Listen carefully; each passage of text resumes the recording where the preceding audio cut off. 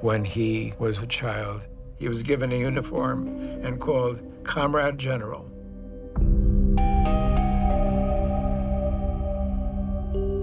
At 28, his father died, and he became the youngest head of state in the world.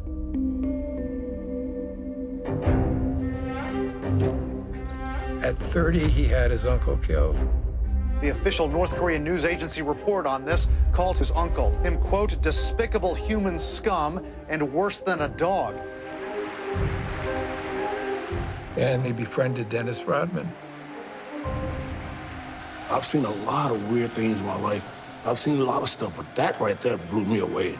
I just couldn't believe how much power this young kid got. All I want to say is this to my friend.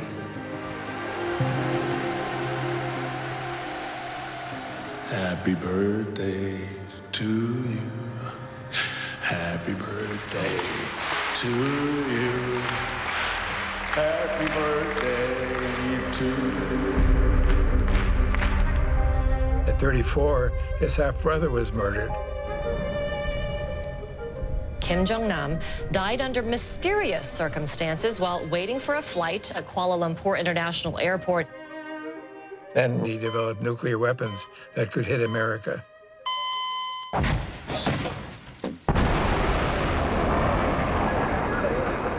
Rocket Man is on a suicide mission for himself.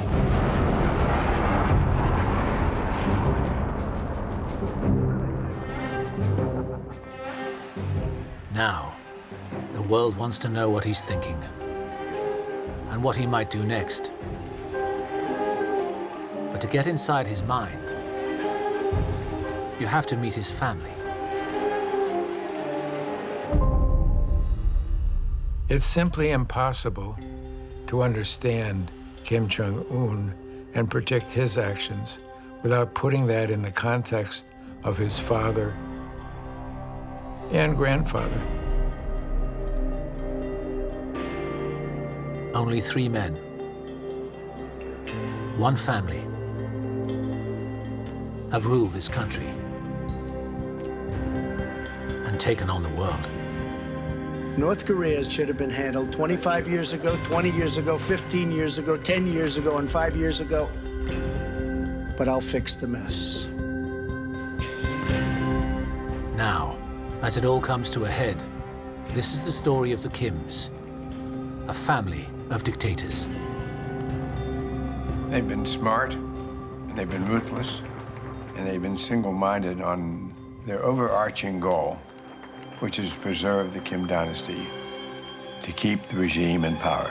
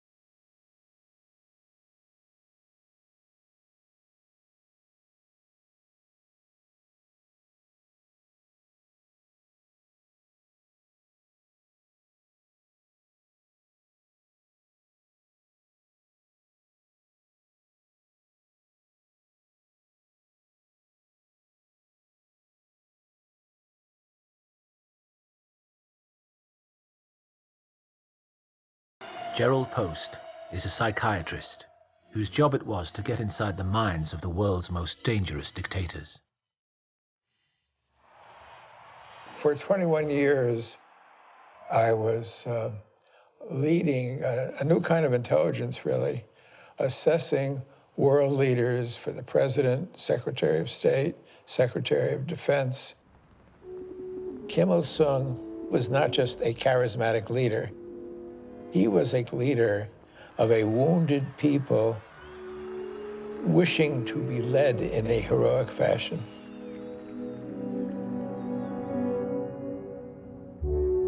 Kim Il-sung had credentials as a guerrilla fighter, and he was a sort of rough and ready fellow. You know, he'd been in prison, he'd living a scruffy life as a guerrilla for years. He suffered a lot for the sake of his country.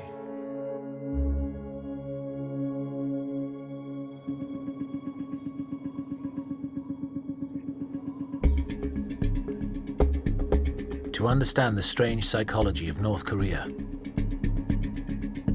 you have to go back to where it all began, in the frozen forests of Eastern Asia. Here, a young Kim Il-sung fought running battles with the Japanese army, who'd brutally occupied Korea. The Koreans had been utterly humiliated and dehumanized under Japanese rule. Then, in 1945, everything changed when America dropped nuclear bombs on Japan.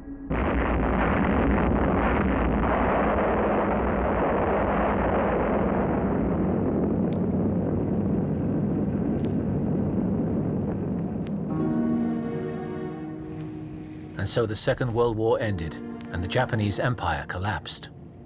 The Soviet Union and America divided Korea between them and cut the country in half.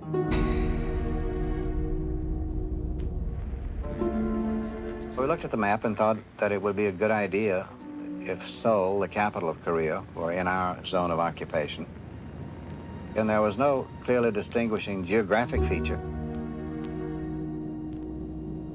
But there was the 38th parallel. And so we came back and suggested that. And the Russians accepted the 38th parallel with alacrity.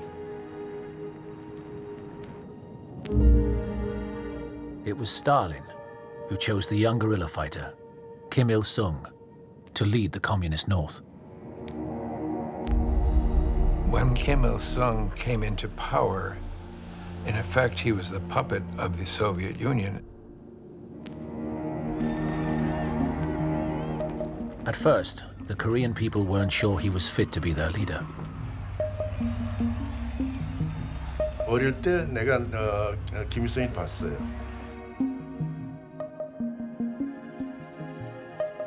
전문의가 나왔어요. 그때 우리는 아무도 몰랐죠.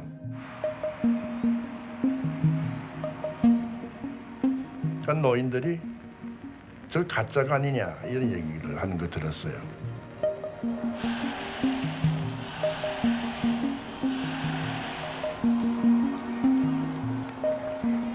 The Japanese invasion had stripped the Korean people of their dignity, and they were hungering for someone who could lead them out of this. And Kim Il-sung, with his eloquent speech, his ideas for independence, gave the people enthusiasm.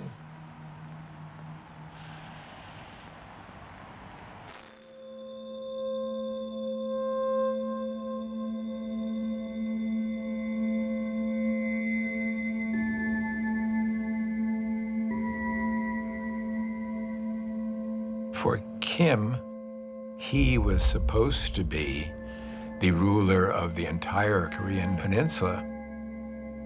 And this arbitrary 38th parallel was like a major wound. It was almost like a part of his own body had been cut off. He saw the Americans as like an evil empire, intruding on Korean land.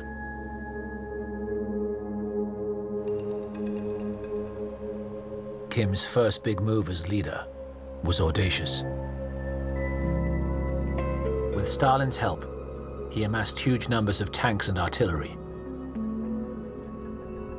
And then, in 1950, he invaded South Korea.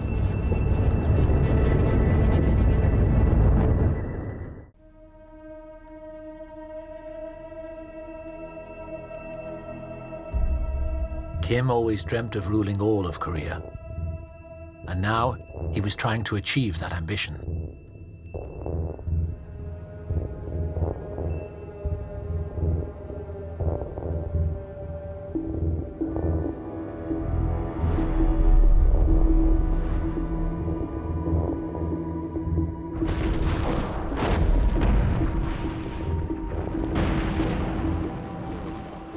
North Koreans were extremely well trained, they were extremely well organized, and they were tremendously motivated. They were there to make the fatherland look better, and they did. But he had badly underestimated the military might of the Americans and their willingness to use it. The free nations have learned the fateful lesson of the 1930s. That lesson is that aggression must be met firmly. The United States hit back mercilessly. During the Korean War, 200,000 people lived in Pyongyang, the North Korean capital. U.S. bombers dropped 200,000 bombs on the city. One for every person there.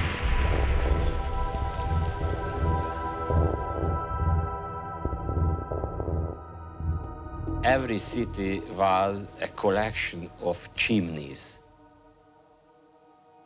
I don't know why houses collapsed and chimneys did not, but I saw thousands of chimneys, and that was all.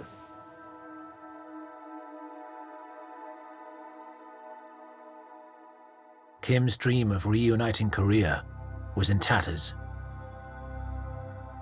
In a war that lasted 3 years, his country was flattened. More than 1 million North Koreans were dead, and he'd gained nothing.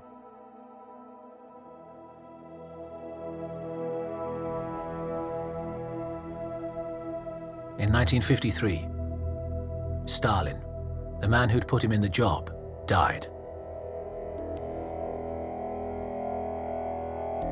So having lost the Korean War and his benefactor, Kim felt vulnerable.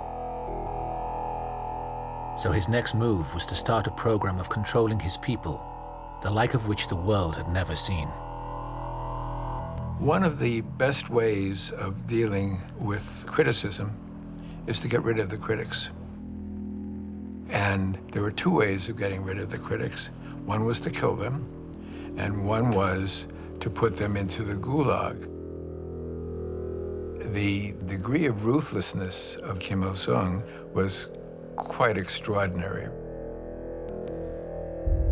He developed a kind of caste system called Songban, which had 3 basic divisions: those who were loyal, those who were wavering, and those who were hostile. And anyone identified as hostile, including even having an uncle or a grandfather who was disloyal, would lead to all of the extended family being sent to the gulag. 그래서 그 연좌제에 의해서 저희는 3대가 북한에 강제 수용소에 끌려갔는데 저희 아버지, 저희 삼촌, 저희 여동생, 그리고 저를 포함해서 5명이 제가 9살부터 19살까지 약 한 10년 동안 그 수용소 생활을 하게 됐습니다. 그러니까 저희 할아버지도 어떤 죄인지는 지금까지도 알 수 없지만 3년 버틴다는 말이 있어요. 그러니까 3개월 안에 사람들이 다 굶어 죽거나 영양실조가 와서 죽게 되는데 그리고 매장하러 가게 되면 옥수수 국수를 또 줘요, 한 끼.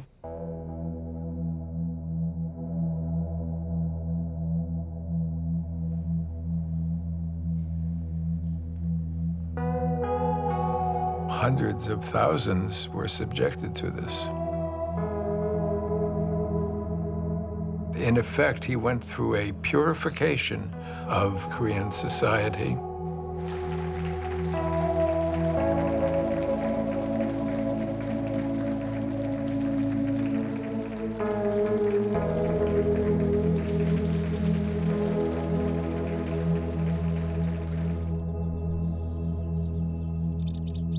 And so by the start of the 1960s, Kim had a grip on the North Korean people.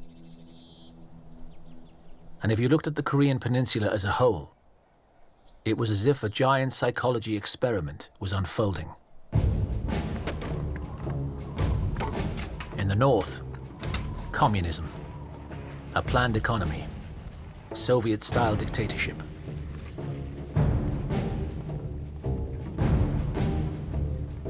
In the south, capitalism, free markets, and American influence. In the first few years, the North's organization and planning looked like it was working. Some even defected from the South to the North. But as the South started to prosper, it would become painfully obvious which system was making people richer.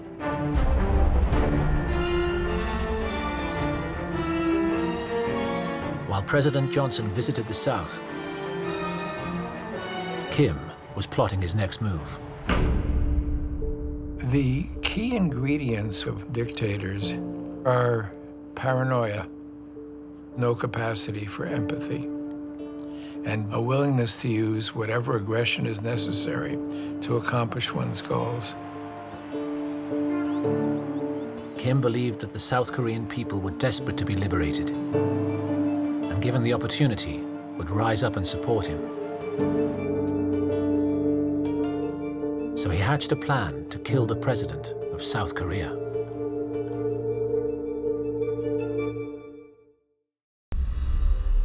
Only 3 men have ever ruled North Korea. And the template for how to do it was set by the first Kim, the grandfather, Kim Il-sung. In 1968, he wanted to strike a blow at his South Korean neighbors.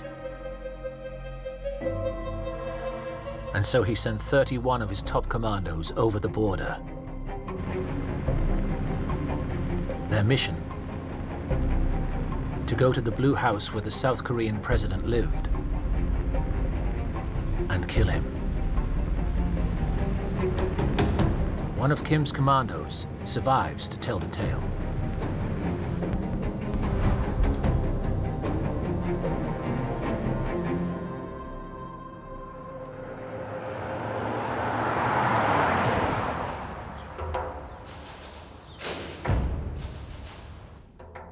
그래가지고 돌격에 들어가는 갈라진 길이 있습니다. 거기서 이제 청와대를 지키는 한 개의 대대, 수도 방위사령부에서 난 한 개의 대대가 있었어요.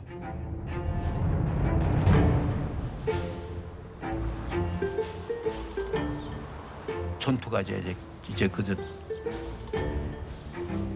그 장갑차가 나고 대단했어요.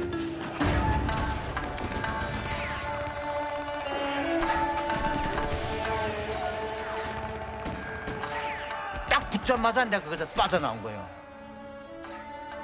전투라는 건 1초 1분 따집니다. 딱 터자마자 나는 여기서 어떻게 빠져나가느냐. 어디는 반대 청와대 못 들어갑니다. 이거는 실패야. 그러니까 교도면 총살이 딱 붙자마자 빠져나와서 빠져나와서 빠진 게 경북고등학교 인왕산에 올라간 거예요. 쫓기는 적의 무리는 기진맥진했고 하나도 남김없이 사살해야 된다는 우리의 분노는 하늘 마득지를 듯했습니다.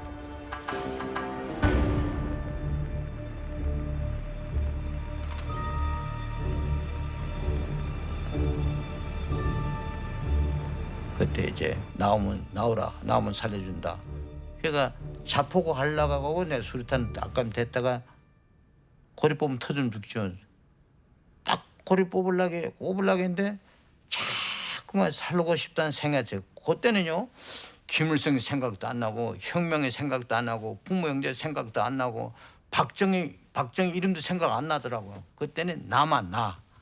그게 인간의 속성이에요. 나는 누구냐? 나는 누구냐? 그때 25살 때인데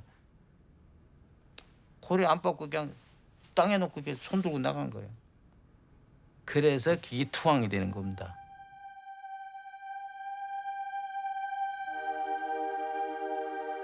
Kim's commandos were expected to take their own lives rather than be captured.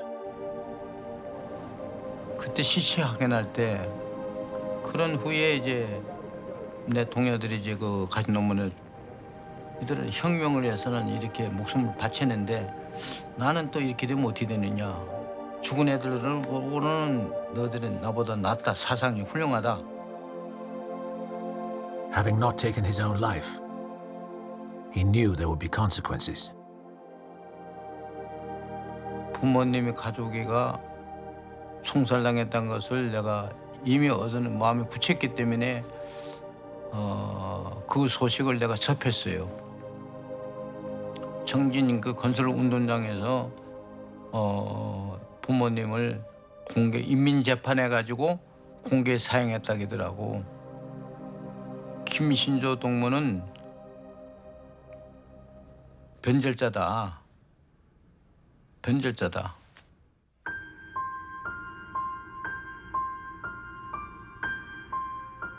저는 이제 인간 생각으로는 용서 못합니다. 그러나 그리스도 안에서 내가 성직자고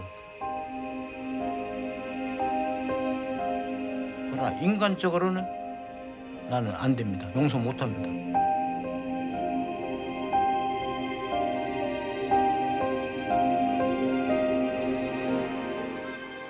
If Kim thought that the South Koreans wanted to be led by him,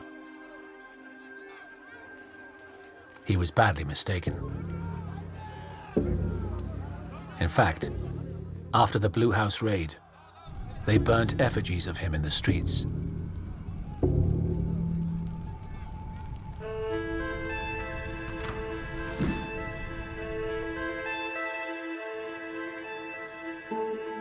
Kim needed to bolster his image.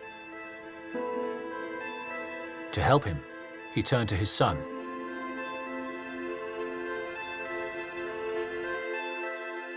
The second member of the Kim dynasty. Kim Jong-il would ultimately succeed his father and prove to be an eccentric and unpredictable leader. But as a young man, he had a genius for propaganda and began a process of turning his father into a god in the minds of the North Korean people.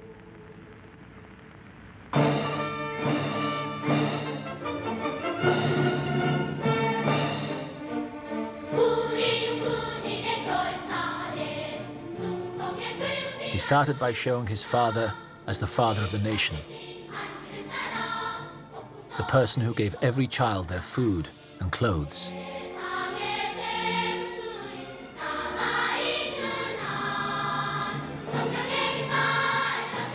All religions were stamped out, and a massive statue building program began.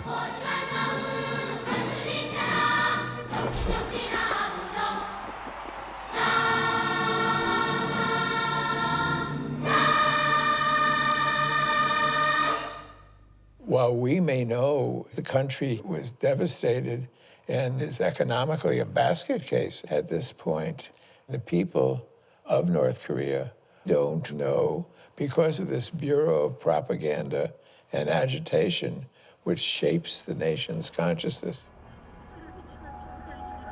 The Hermit Kingdom is an apt description for North Korea. A, people couldn't leave, and B, people couldn't come in. So it's isolated and has no access to international communication. And so a potent cocktail of isolation, fear, and propaganda put the Kims on the path to becoming gods in the minds of their people.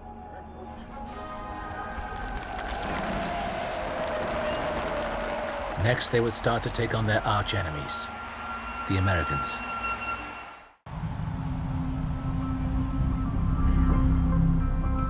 I think it's important to understand the value of enemies. Enemies are to be cherished, they're to be cultivated. It's convenient to have someone to blame for your leadership failures. 위대한 수령 김일성님께서는 우리나라의 정세는 위험이 첨예하고 긴장합니다. 미생주의자는 침략 행동을 계속 강화하고 있으며 그들이 새 전쟁 도발로는 더욱더 도골화되어 가고 있습니다. 라고 가르치셨습니다.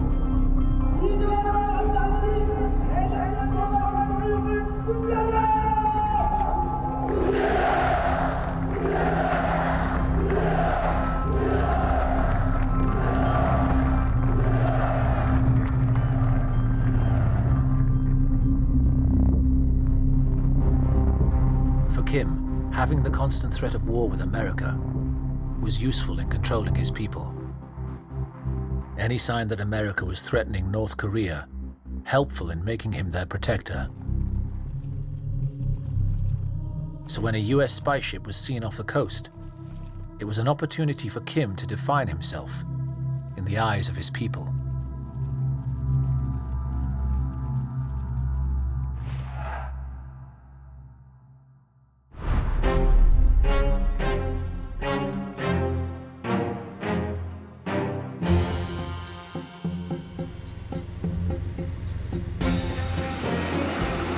처음에 접근했을 때 저감에서는 깃발을 올리는 거 보니까 미국 깃발을 올렸습니다.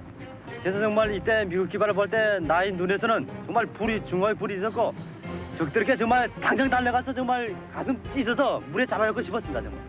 그러나 저는 실제 이때 우리 민의 100여 년 전부터 정말 미침략자들은 우리 민을 침략한 침략자고 이런 원수놈들입니다.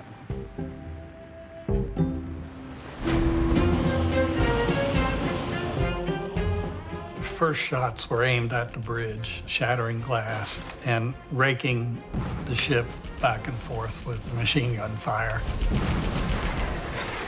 The Puebla was an intelligence collection ship to pick up electronic surveillance in Russia and North Korea, but we were unarmed, totally unarmed.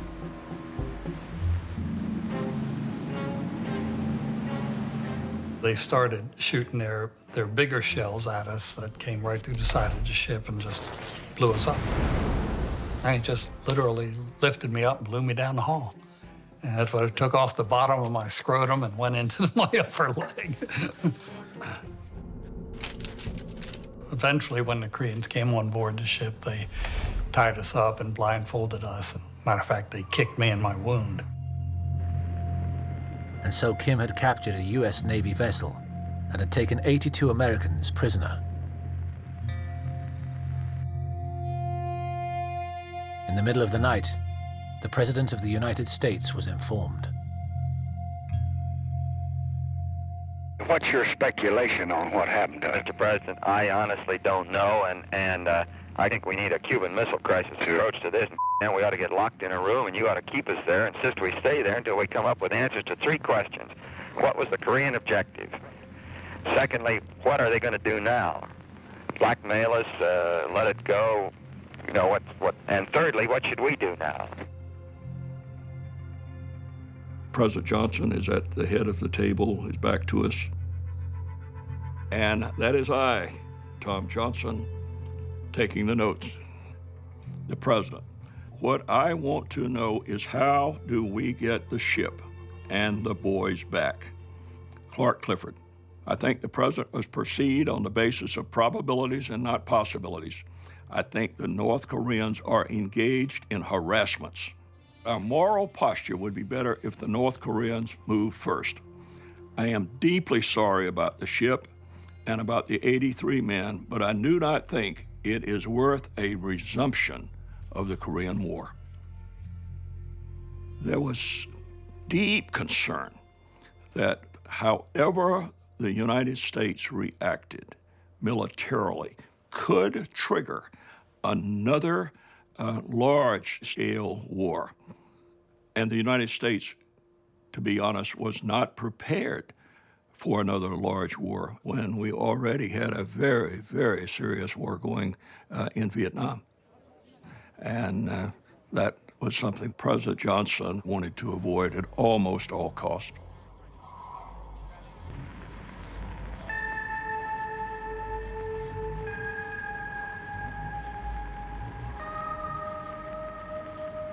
For the first 40 days, I don't think they knew what they were going to do with us, whether they were going to keep us alive. I think they fully were as surprised as we were that there was no retaliation.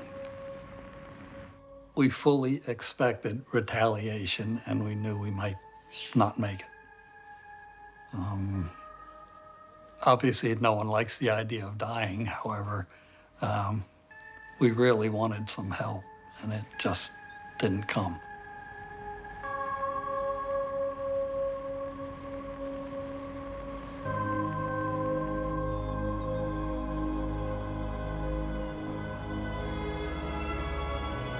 Kim Il-sung used the capture of the Pueblo as a propaganda triumph.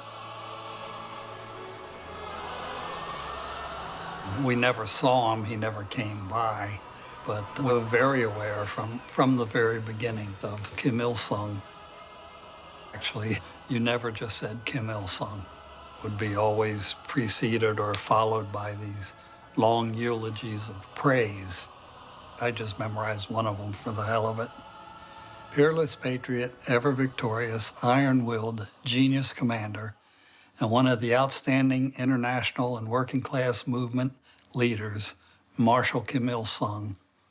It had to be said with reverence. Actually, we had talked about if he came by, we'd try to jump him and see if we could use him as a hostage to get out of there.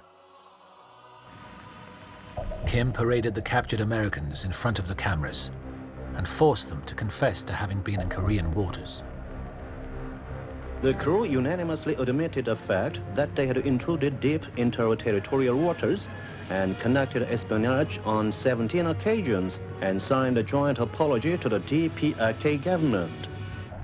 To my mind, it was the deepest intrusion I had ever made into the waters of the Democratic People's Republic of Korea. With 82 Americans in captivity, the US government signed a statement of apology, prepared by the North Koreans, and so avoided another Korean war.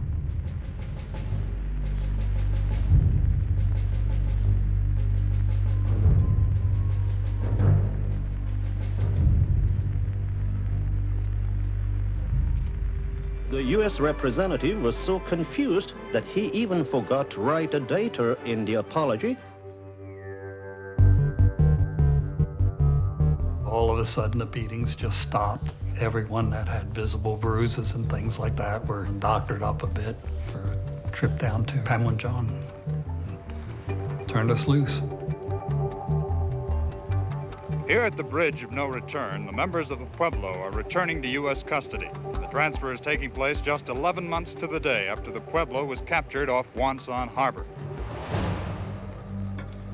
When they reached the free side of the bridge, they began to relax a little, perhaps finally comprehending that the idea and dream of being home for Christmas was all but a reality.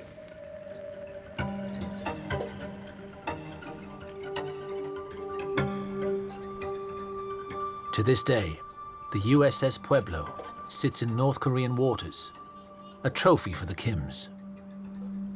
And for the Korean people, further evidence that the first Kim could do no wrong.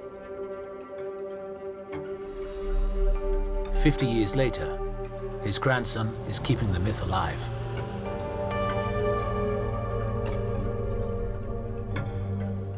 Kim Jong-un in particular is very strategic about what he wears. Often he'll wear, say, a hat and clothes that are identical to an outfit that his grandfather wore. That's a way that Kim Jong-un piggybacks on his grandfather's legacy to legitimize his role as the leader. This is meant to refer back to a certain period in North Korean history. North Koreans are going to remember that. They're going to see that and say, ah, he's just like his grandfather.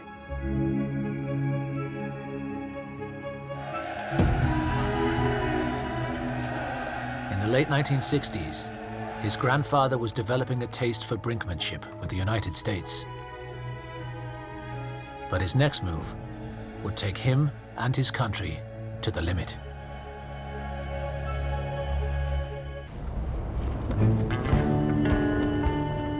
In the 1970s, the world changed. President Nixon went to China to meet Chairman Mao.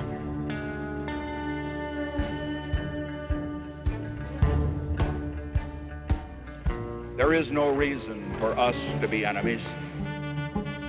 And he traveled to the Soviet Union to make deals with Brezhnev.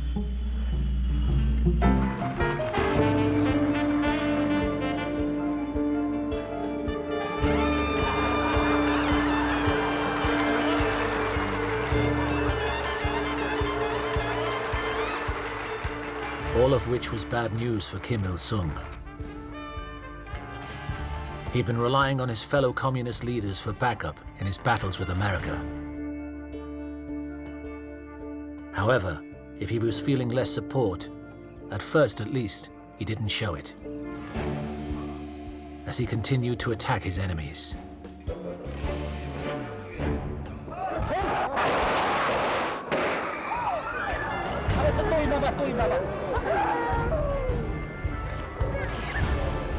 The defendant, 22-year-old Moon Se-kwang, admitted he attempted to kill South Korean President Park Chung-hee, but had not intended killing Madam Park.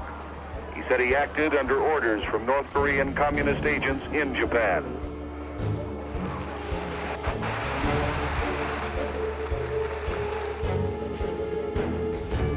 Then, in 1976, the fate of North Korea hung in the balance. It came down to an event in the demilitarized zone, an event that centered around a single tree.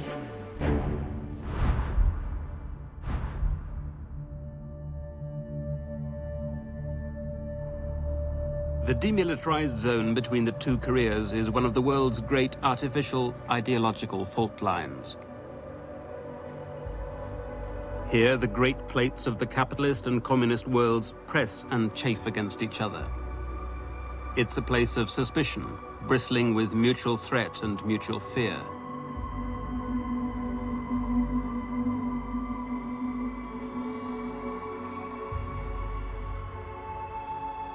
It was a poplar tree, which are usually very slender and don't sprawl, but this tree was a sprawling poplar. It obscured the visibility between two observation posts. So the soldiers had brought it to my attention. I said, well, we'll need to send a work party to go up there and trim the lower branches of the tree. Little did they know that the North Koreans believed that this tree had been planted by their leader, Kim Il-sung.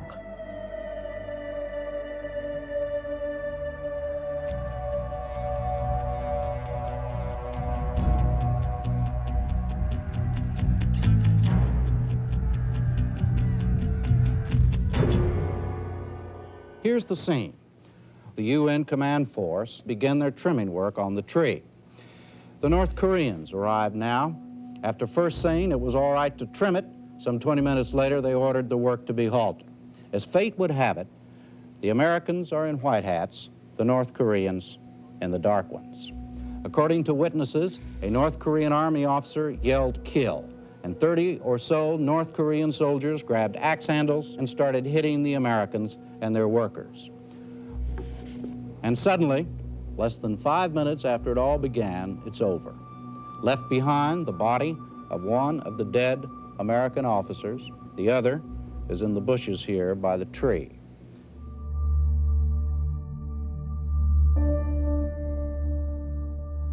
From the moment the incident occurred, I received a call from my commander-in-chief, General Stilwell, and he told me, you know, we will have to take some sort of action. It went everywhere from nuke them to run a couple of divisions up there, wipe them out, you know, you name it. The whole gamut of military options. I said, my alternative would be that we form a task force and we go up there and we cut the tree down completely and we leave it there for them to see. And he said immediately, I agree. The mission was called Operation Paul Bunyan, named after a larger-than-life folk hero. With my double-blade axe and my hobnail boots, I go where the timber's tall. When there's work to be done, don't mess around, just sing right out for Paul. Bunyan was immortalized in a classic 1950s cartoon as a symbol of old-fashioned American strength. Sing right out for Paul. Hey, Paul, I'm coming, boys. Paul Bunyan. No one would be able to stop Paul Bunyan chopping down a tree.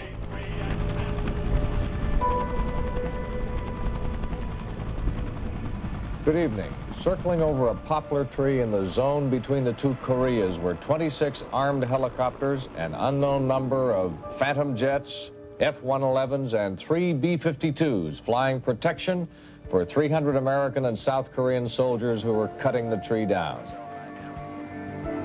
The aircraft carrier Midway cruised off the Korean coast today in response to the murder of 2 American officers in the demilitarized zone between North and South Korea. The Midway and its planes will augment 2 U.S. Air Force fighter squadrons already sent to Korea from Okinawa and Idaho. We assembled the largest combined military operation since the end of the Korean War. Every soldier with a gun pointed into North Korea. President Ford's new secretary, Ron Nessen, said the president himself approved the plan to go in there and cut down the tree. The North Koreans called President Ford a boss of war.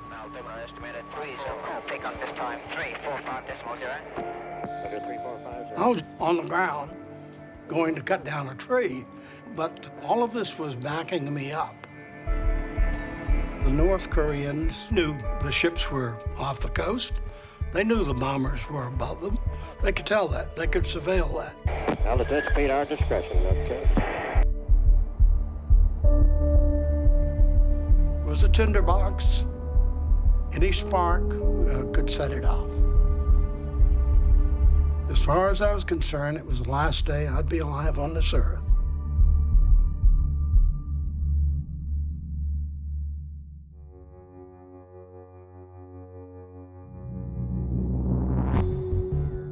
We used chainsaws to cut down the tree. We just let it fall where it may, with no regard, just a ragged stump there. Mission complete. I'm sure the magnitude of the force played a large measure in their deciding it was not a good idea to respond. North Korea has expressed regret over the killing of 2 American Army officers in the demilitarized zone last Wednesday. However, the regret was expressed in passing in a statement that implied that the United States provoked the incident. And so the North Koreans backed down. The United States didn't want to go to war over this incident. Neither did China or Russia. And they made it clear to Kim that he was not going to be backed up, and they said, you better apologize. And this was the first instance in the entire time that Kim has been leading North Korea that he ever apologized for anything. Then taking self-defensive measures. The tree-cutting incident showed that even Kim Il-sung had his limits. When faced with the threat of overwhelming force, he stepped back from the brink. For other world leaders, such a public climb down might have been a problem, but not for him. By now, it made no difference to how his people felt about him. His social control and his son's propaganda were giving him complete control of his people's minds.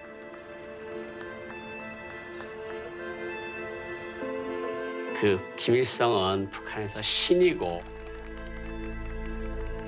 보통 사람이 아니다. 눈물이 나고 가슴이 벅차오르고 이건 북한 모든 사람들이 당시 그랬습니다.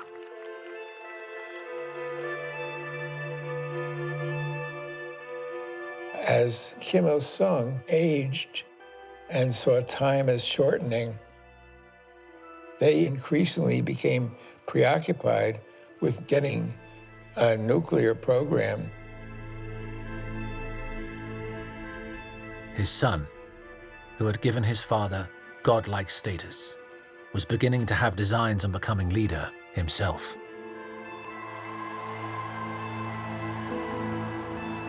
It's always difficult to succeed a great father, but it's almost impossible to step into the shoes of God.